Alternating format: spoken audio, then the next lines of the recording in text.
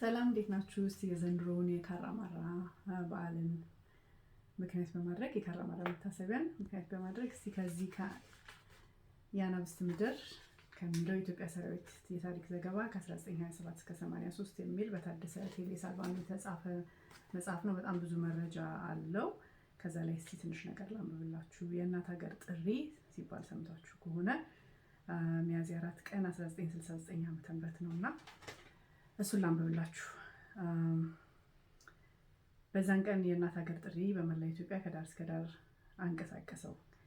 ከሚያዝያ 21 ቀን 1969 ጀምሮ ከአርሶ አደሩ፣ ከየፋብሪካው፣ ከከተማ ነዋሪዎች የተውጣጡ ዘማቾች ከአዲስ አበባ በስተምዕራብ በግምት 20 ኪሎ ሜትር ርቃ በምትገኘው ስጋ ሜዳ በመባል በምትታወቀው ቦታ ተሰብስበው ገቡ። ስጋ ሜዳ የሚለው ቀርቶ ታጠቅ የጦር ሰፈር ተባለ። ዘማቾቹም በኢትዮጵያ ታሪክ ለመጀመሪያ ጊዜ ሚሊሻ ተባሉ። ሚሊሻ ማለት መደበኛ ሰራዊት ያልሆነ ዘማች ማለት ነው። በወቅቱ ወደ ታጠቅ የገቡ ዘማቾች መጠለያ፣ መጸዳጃ ቦታ፣ ሕክምና፣ ክሊኒክ፣ መብራት፣ ውሃ ማብሰያ፣ መመገቢያ ዕቃ አልነበራቸውም። ነገር ግን የአዲስ አበባ ሕዝብ ነዋሪ ቀላል ሕዝብ አልነበረም። ተረባረበ። መጠለያውንም ምግቡንም መመገቢያውንም አቅሙ በፈቀደ ሁሉ በማቅረብ ከዘማቾቹ ጎን ተሰለፈ። ከ13ቱ ክፍለ ሀገራት 27 አይነት ቋንቋ የሚናገሩ ሰዎች በዛ ዘመቻ ጣቢያ ወይም በታጠቅ ጦር ሰፈር ተሰብስበው ነበር።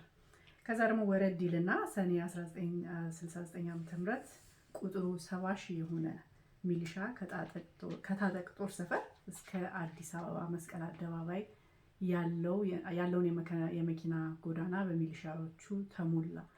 የሚሊሻውም ሸሚዝ መለዮ ለብሶ የጥይት መያዣውና ኮሮጆ፣ ቀበቶ፣ የእግር ቦት ጫማው ዥንጉርጉር ነው። ሚሊሻውም ይህ ነው ምኞቴ እኔ በህይወቴ ከራሴ በፊት ለኢትዮጵያ እናቴ የሚለውን ዜማ እያዜመ በወታደራዊ ማርሽ የታጀበ የሰልፍ ትርኢት አሳየ።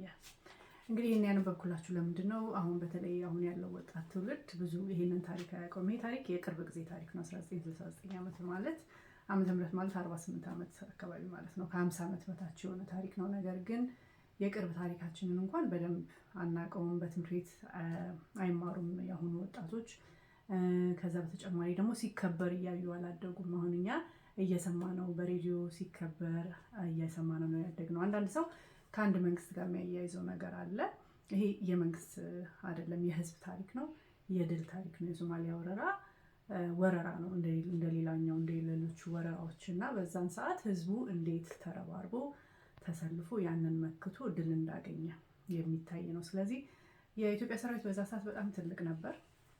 እንዳነበብኩላችሁ ደግሞ ሚሊሻውም ደግሞ ከየቦታው የተውጣጣ ተራው ህዝብ የሚባለው በሙሉ የተሳተፈበት ነው። ስለዚህ በዚህ ጦርነት ላይ ከእያንዳንዱ ቤተሰብ አባት ባይሆን አያት ወይም አጎት፣ አክስት ያልዘመተበት ሰው ያለ አይመስለኝም በቤተሰባችሁ። ስለዚህ ታሪካችሁ ስለሆነ ማወቅ አለባችሁ። በእርግጥ ቅድም እንዳልኳችሁ ነው፣ ታሪኩ አይነገርም፣ አይዘከሩም፣ ተረስተዋል በሚያሳዝን ሁኔታ። የቅርብ ጊዜ ታሪክም ቢሆንም ግን ደማቸውን ያፈሰሱት የሀገራቸውን ዳር ድንበር ለማስከበር እስከሆነ ድረስ ሁላችሁም ታሪካችሁን ብታውቁ ጥሩ ነው። አስተያየት መስጫው ላይ በዛው ጦርነት የተሳተፉ ሰዎች ወይም ዘመዶች ያሏችሁ ሰዎች አስተያየት መስጫው ላይ ብታስቀምጡና በዛ መንገድ ብንዘክራቸው ደስ ይለኛል። አመሰግናለሁ።